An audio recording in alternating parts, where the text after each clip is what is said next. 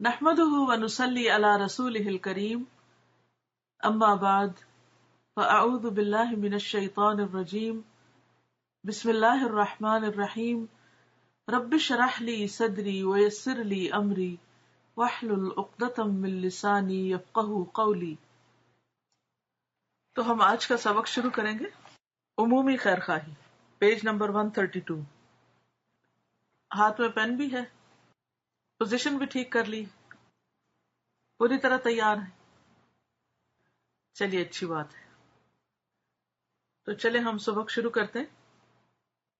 نحمده ونصلي على رسوله الكريم اما بعد فاعوذ بالله من الشيطان الرجيم بسم الله الرحمن الرحيم رب اشرح لي صدري ويسر لي امري واحلل عقدة من لساني يفقهوا قولي۔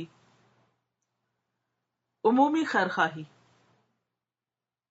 حدیث میں آیا ہے کہ پیغمبر اسلام صلی اللہ علیہ وسلم نے فرمایا، ان الدین النصیحہ، ان الدین النصیحہ، ان الدین النصیحہ، یعنی 3 بار یہ بات فرمائی۔ قالوا لمن یا رسول اللہ؟ قال للہ وکتابہ ورسولہ وأئمة المؤمنین وعامتہم وأئمة المسلمین وعامتہم۔ سنن ابی داؤد، 4 والیوم، پیج 288۔ یعنی آپ نے فرمایا کہ دین خیر خواہی ہے، دین خیر خواہی ہے، دین خیر خواہی ہے۔ لوگوں نے کہا، اے خدا کے رسول، کس کے لیے؟ آپ نے فرمایا، اللہ کے لیے اور اس کی کتاب کے لیے اور اس کے رسول کے لیے اور مومنین کے امیر کے لیے اور ان کے عام لوگوں کے لیے اور مسلمین کے امیر کے لیے اور ان کے عام لوگوں کے لیے۔ کسی آدمی کے سینے میں حقیقی دین آنے کے بعد اس کے اندر لازمی طور پر انسانی خیرخواہی کا جذبہ پیدا ہوتا ہے، یعنی اس کے دل میں انسانوں کے لیے ہمدردی کے جذبات آ جاتے ہیں، کیونکہ دل نرم ہوتا ہے۔ ٹھیک اسی طرح جس طرح پانی میں شکر ڈالنے کے بعد پانی کے اندر مٹھاس کا ذائقہ پیدا ہو جاتا ہے، جس آدمی کے اندر دین ہوگا اس کے اندر لازمی طور پر خیرخواہی بھی موجود ہوگی۔ یعنی یہ نہیں ہو سکتا کہ پانی میں آپ میٹھا ڈالیں، شکر ڈالیں، شوگر ڈالیں اور پھر پانی میٹھا نہ ہو۔ تو اسی طرح یہ نہیں ہو سکتا کہ ایک شخص ایمان لائے، اس کے دل میں اللہ کی محبت آئے اور پھر وہ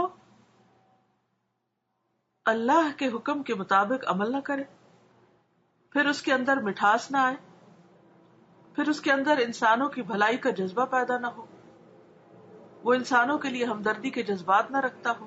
یہ ممکن ہی نہیں، کیونکہ یہ لازم و ملزوم ہے۔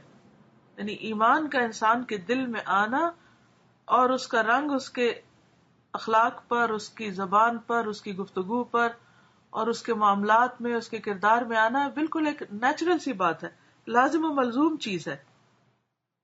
جس آدمی کے اندر دین ہوگا اس کے اندر لازمی طور پر خیرخواہی بھی موجود ہوگی۔ جو دل انسانی خیرخواہی سے خالی ہو یقینی طور پر وہ دین سے بھی خالی ہوگا۔ یعنی یہ 2 چیزیں اکٹھی نہیں ہو سکتی کہ انسان سنگ دل ہو اور اس کے دل میں ایمان بھی ہو۔ اس خیرخواہی کے بے شمار پہلو ہیں۔ آپ جب کسی کو غلط بات بولتے ہوئے یا غلط کام کرتے ہوئے دیکھیں تو اس وقت خیرخواہی یہ ہوگی کہ اس کے پاس پہنچ کر نرمی اور شفقت کے انداز میں اس کو سمجھایا جائے۔ یعنی اگر کوئی شخص غلط کام کر رہا ہے تو اس کی خیرخواہی کیا ہے کہ اس کو پیار سے سمجھایا جائے، پرسوز کلام اور سنجیدہ دلائل کے ذریعے یہ کوشش کی جائے کہ وہ اپنے قول اور فعل کو درست کر لے اور غلط روش سے باز آ جائے۔ ایک انسان وہ ہے جو دوسروں کو اس نظر سے دیکھے کہ وہ ان سے اپنے لیے کیا فائدہ حاصل کر سکتا ہے۔ ایسا انسان خدا کا مطلوب انسان نہیں، جو انسانوں سے تعلق خود غرضی کا سا رکھتا ہے، یعنی خود غرضی والا تعلق رکھتا ہے۔ وہ صرف یہ دیکھتا ہے کہ میرا کیا فائدہ ہوگا، مجھے کیا ملے گا۔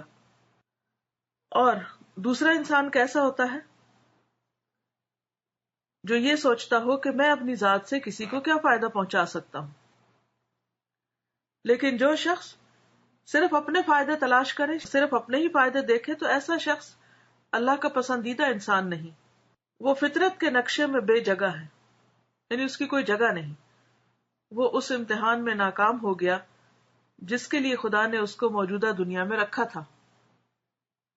دوسرا انسان وہ ہے جو لوگوں کو اس نظر سے دیکھے کہ وہ انہیں کیا فائدہ پہنچا سکتا ہے.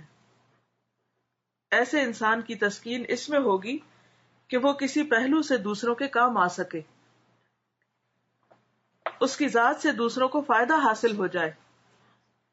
یہی وہ انسان ہے جو خدائی آزمائش میں کامیاب اترا. کون انسان کامیاب ہوا؟ جو ہر وقت اس بات کے بارے میں سوچے کہ دوسروں کو کیا فائدہ پہنچائے، اس کی ذات سے دوسروں کو کیا خوشی اور کیا سکون مل سکتا ہے. اور قرآن مجید میں بھی آپ پڑھیں گے اللہ تعالیٰ فرماتے ہیں وَأَمَّا مَا يَنْفَعُ النَّاسَ فَيَمْكُثُ فِي الْأَرْضِ. جو لوگوں کو فائدہ پہنچاتا ہے وہ زمین میں ٹھہر جاتا ہے، اس کو ایک ٹھکانہ مل جاتا ہے.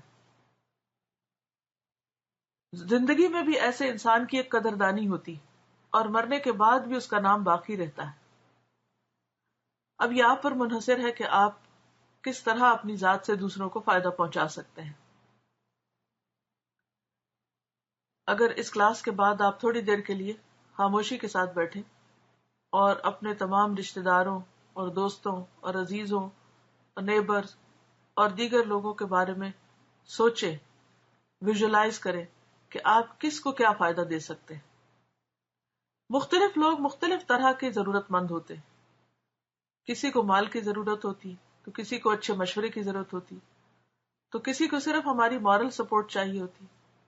کسی کی ضرورت یہ ہو سکتی کہ ہم اس کے آنسو پوچھ دیں. کسی کے لیے ہم کسی اور طرح خوشی کا باعث بن سکتے ہیں. اگر آپ دن کا آغاز اس طریقے پر کریں اور اس سوچ کے ساتھ کریں کہ آج مجھے لوگوں کے کام آنا ہے، تو آپ یقین جانیے کہ آپ کا سارا ڈپریشن اور آپ کا سارا غم اور دکھ دور ہو جائے گا. آپ کے دل میں ایک خوشی کا احساس سما جائے گا. اور اگر اس کے برعکس آپ اس سوچ کے ساتھ دن کا آغاز کریں کہ میرے پاس یہ بھی نہیں اور مجھے فلاں بھی میرے کام نہیں آتا اور فلاں سے بھی مجھ کو شکایت ہے اور فلاں بھی ایسا ہے، تو ایک دم آپ کا دل غم سے بھر جائے گا. اگر لوگوں کے غلط رویے اور لوگوں کی تکلیف دہ باتوں کو آپ سوچتے رہے اور ان کے بارے میں ہی آپ کڑتے رہے تو آپ کبھی بھی خوش نہیں ہو سکتے. اور اگر آپ اپنے آپ کو خوش نہیں رکھ سکتے تو آپ کسی اور کو کیا خوش رکھیں گے. دوسروں کو خوش کرنے والے وہی ہوتے ہیں جو خود کو خوش کرنا جانتے ہیں. اور خود کو خوش کرنا کیا ہوتا ہے؟ مثبت خیالات رکھنا، اپنے بارے میں، دوسروں کے بارے میں مفید باتیں سوچنا، دوسروں کو فائدہ پہنچانے کے منصوبے بنانا. اور اس کے لیے آپ کو کوئی بہت زیادہ مال خرچ کرنے کی ضرورت نہیں ہوگی اور کوئی بہت زیادہ وقت بھی لگانے کی ضرورت نہیں ہوگی. تھوڑی سی توجہ کی ضرورت ہوگی، صرف ایک احساس کی ضرورت ہے، ایک سوچ کی ضرورت ہے اور دل میں دوسروں کے لیے خیر خواہی لانے کی ضرورت ہے.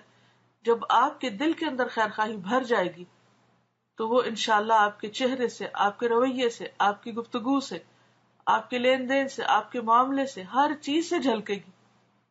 اور اس طرح آپ مسلسل دوسروں کو خوشی پہنچانے کا سامان کریں گے اور جواباً آپ بھی خوشی پائیں گے. اور جیسے کہ انہوں نے بھی لکھا ہے کہ ان طریقوں میں سے جو خیر خواہی کے ایک یہ بھی ہے کہ انسان جب کوئی غلط کر رہا ہو، مثلا لوگ کسی پہ ہنس رہے ہوں، لوگ کسی کے خلاف باتیں کر رہے ہوں، تو اس پر ہم بھی ہنسنے والوں میں شامل نہ ہوں، یا ہم بھی ایسے لوگوں میں شریک نہ ہوں کہ جو دوسروں کے دکھ سے خوش رہتے ہیں، بلکہ فوری طور پر کوشش یہ کرے کہ اس شخص کے اندر اگر کوئی غلطی ہے، کوئی خامی ہے تو اسے دور کرنے میں لگ جائے. جو ہی آپ دوسروں کی تکلیف دور کریں گے تو انشاءاللہ اللہ تعالیٰ آپ کو خوشیاں عطا کرے گا. چلیے کچھ مشورے لکھیے اپنے لیے، دوسروں کے لیے، کہ ہم کس طرح دوسروں کے لیے خوشی کا باعث بن سکتے ہیں، ہم دوسروں کو کس طرح فائدہ پہنچا سکتے ہیں، اپنی دعا کے ذریعے، اپنے مال کے ذریعے، اپنے اچھے جذبات کے ذریعے. کیا کیا طریقے ہو سکتے ہیں کہ ہم فائدہ پہنچانے والے بنے. اور اگر آپ دوسروں کو فائدہ پہنچانے والے بنیں گے تو آپ دیکھیں گے کہ سب آپ کو فائدہ دینے والے بن جائیں گے. اور سب سے بڑھ کر یہ کہ جو شخص کسی بھائی کی مدد میں ہوتا ہے اللہ تعالیٰ اس کی مدد میں ہوتا ہے. کسی ایسے شخص کے بارے میں سوچئے کہ جس کو آپ کی مدد کی ضرورت ہے اور آپ کے پاس وقت نہیں اس کی مدد کرنے کا، تو پھر آپ وقت کہاں سے نکالیں گے. عملی نمونہ بتائیے. تو ایسی سچویشن ڈسکس کیجیے کہ جو عام طور پر پیش آتی ہیں، جو روزمرہ زندگی میں حالات اور واقعات ایسے پیش آتے ہیں. تو آپ میری گفتگو سے آگے گفتگو بڑھائیے، عملی طور پر کچھ چیزیں بتائیے کہ کس طرح خیر خواہی کر سکتے ہیں دوسروں کی. میری طرف سے اجازت. السلام علیکم ورحمۃ اللہ وبرکاتہ.